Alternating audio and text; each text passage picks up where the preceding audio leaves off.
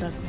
Merci, Monsieur le Président. Nous restons toujours dans le volet défense et sécurité. Hervé Kaboré nous a rejoint pour une autre série de questions. Hervé Kaboré, à vous la parole.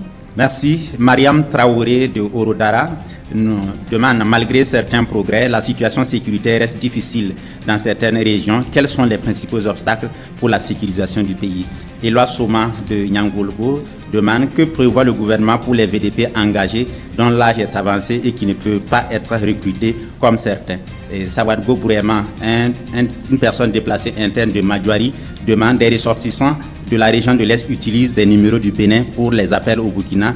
Leur comportement semble suspect. Pourquoi ils ne sont pas interpellés? Et puis Sanou Boubacar de Haut-Bassin à Bobo de Lasso dit, la dénonciation des accords avec la France a marqué un tournant décisif dans la politique étrangère du Burkina. Quel impact cette décision a eu sur notre sécurité et nos alliances internationales? Merci. Merci Hervé Kaboré pour cette série de questions. Monsieur le Président, on commence par la question de Madame Traoré, Mariam Traoré, voilà, sur la sécurisation du pays. Il faut dire que, comme on l'a dit, tout de suite je parlais du terme rendre des espaces complètement verts. Et on peut avoir reconquis des territoires, installer les forces, mais l'ennemi peut toujours faire souvent des incursions. Parce que c'est une guérilla, ça peut arriver.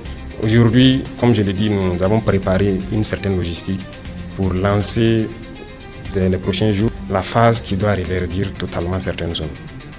Et cette phase, nous ne pouvons pas la détailler ici.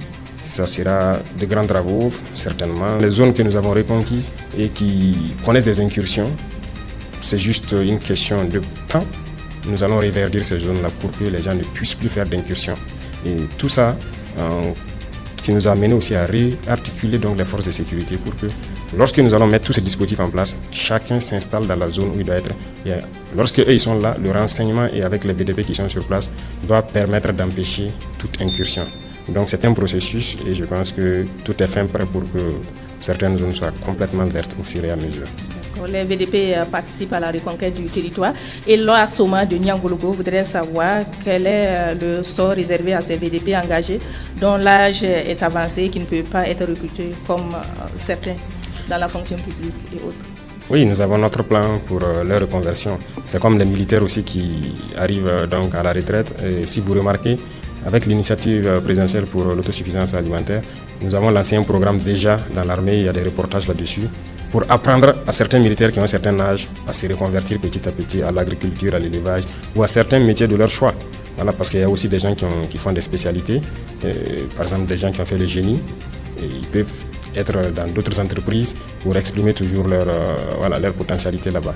Donc ça sera la même chose pour les VDP. Déjà, quand je suis passé une fois à Bagré, j'ai échangé avec des VDP là-bas où j'ai vu qu'il y avait beaucoup de personnes âgées qui ne pouvaient pas être recrutées et qui avaient déjà demandé à avoir des terres au bord de certains points d'eau pour l'agriculture. Donc nous avons instruit donc la BVDP pour mettre tout en œuvre pour que ces gens-là puissent s'installer et produire.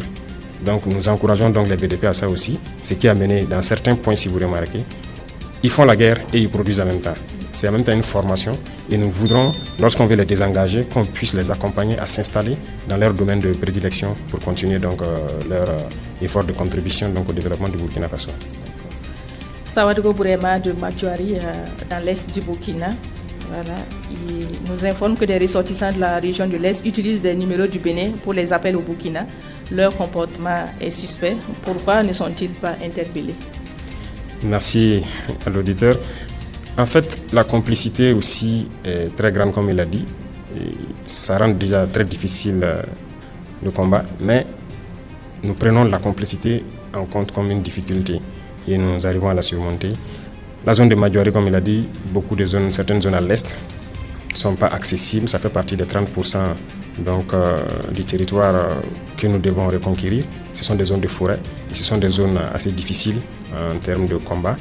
Mais des individus qui prennent des numéros étrangers, qui appellent et tout, c'est sûr que peut-être ils ont d'autres intentions ou bien ils sont déjà mêlés à d'autres choses.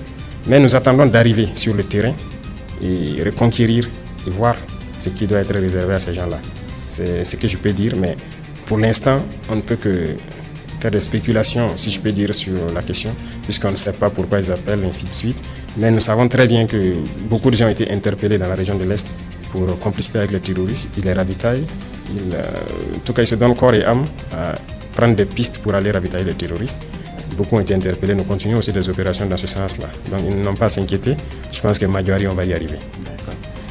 Nous partons dans les hauts bassins avec M. Sanou Boubacar qui parle de la dénonciation des accords avec la France qui a marqué un tournant dans la politique étrangère du Burkina. Quel impact cette décision a-t-elle sur notre sécurité et nos alliances internationales?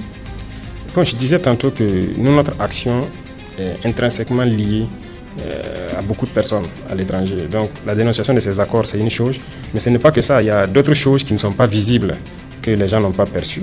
Il y avait d'autres forces, en plus des forces françaises ici, par exemple, qu'on a fait partir. Ils sont partis dans le silence, sans faire vraiment du bruit, mais les gens ne se sont pas rendus compte. Mais ils ne sont pas partis parce qu'ils le veulent, parce qu'ils sont contents, mais ils continuent d'agir contre nous.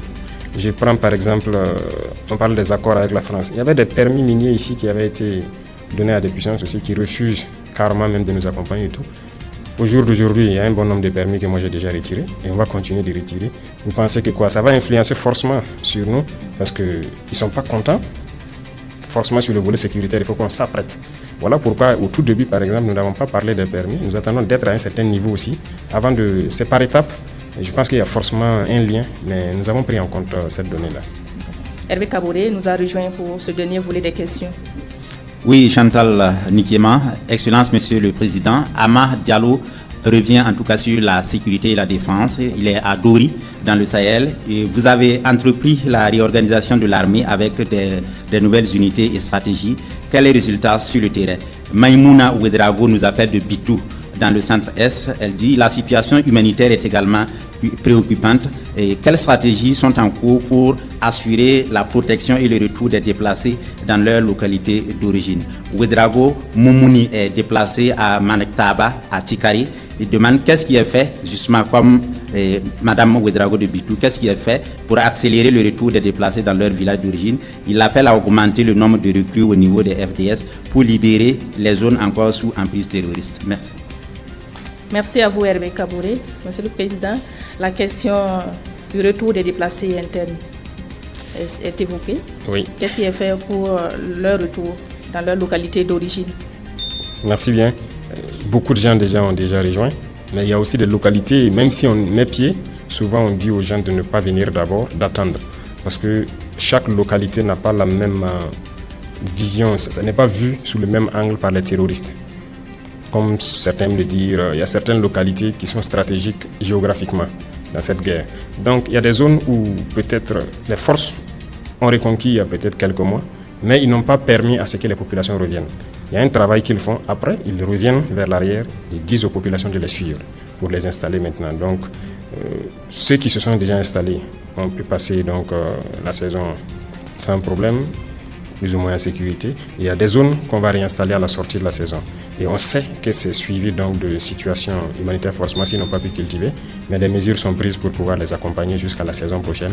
Et pourquoi pas, si on peut faire certaines choses avant la saison, notamment des fourrages et autres, pour les permettre d'avoir de l'activité, tout est pris en compte. Et je pense que le ministère de l'Action humanitaire fait le point permanemment chaque semaine qu'elle m'envoie sur ceux qui sont retournés, quelle prise en charge, ceux qui doivent se retourner, qu'est-ce qui est prévu pour leur prise en charge. Il y a des moments où je peux intervenir et réajuster certaines choses en fonction des différentes zones.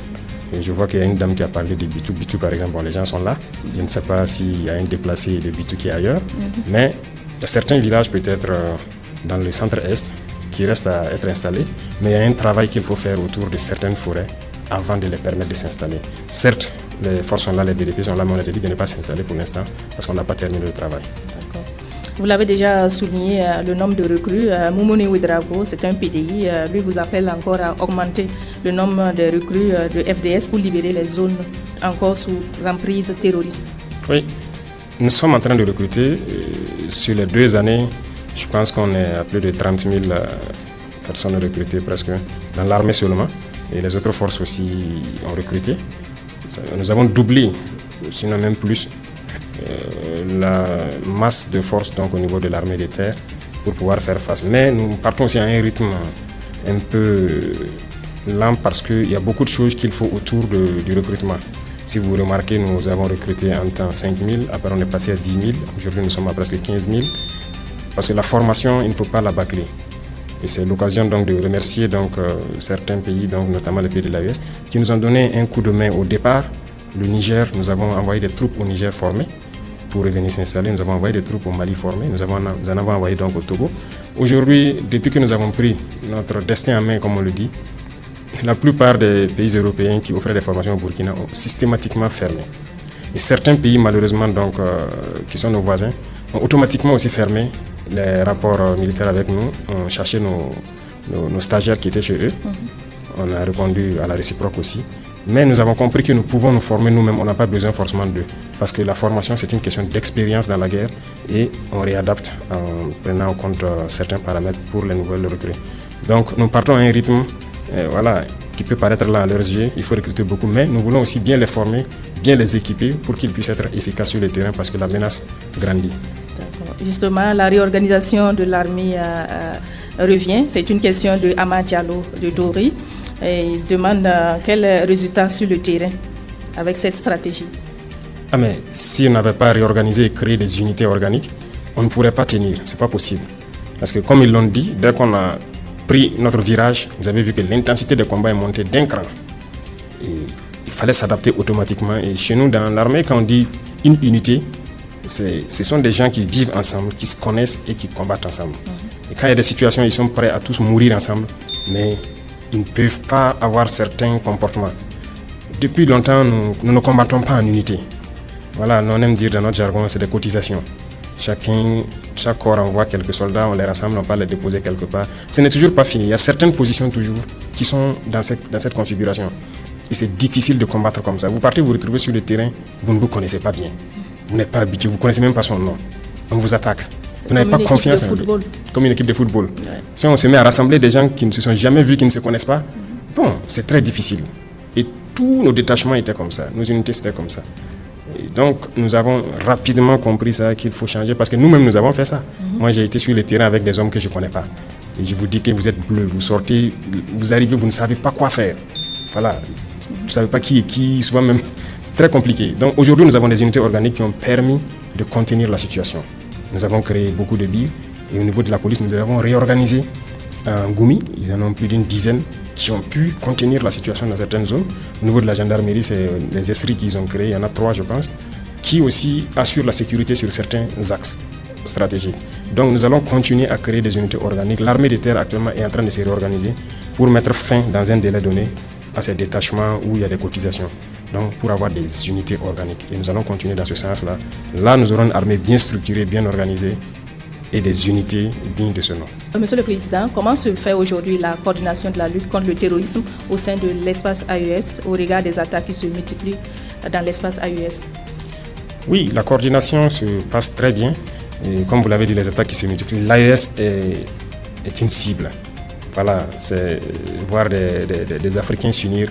C'est pas bon pour d'autres personnes. Donc, il faut tout faire pour casser cette alliance. On comprend, mais nous sommes là pour ça. Et voilà pourquoi très tôt, nous avons commencé donc à mettre en place immédiatement dans chaque pays les officiers de liaison.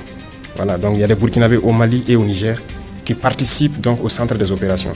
Il y a des Maliens, des Nigériens au Burkina, ainsi de suite. Donc, dans chaque pays, il y a des équipes d'officiers qui ont été dépêchés pour faire office de liaison, pour coordonner au niveau des centres des opérations tout ce qui se fait en interarmes. Je vous ai parlé tantôt de la formation. On a fait beaucoup de formations ensemble et si vous vous souvenez, dès le départ, il y a des gens qui ont signalé entre-temps des forces spéciales guinéennes qui étaient ici. Ils sont venus nous aider à former. Et dans l'AES, on a eu beaucoup de formations ensemble. Vous avez dû voir des rumeurs qui ont circulé des forces burkinabées à l'aéroport de Niamey, ainsi de suite. On a fait de l'entraînement ensemble, mais on fait aussi du combat ensemble. Chaque semaine que Dieu fait, vous allez trouver des unités burkinabées et nigériennes ensemble en train de manœuvrer.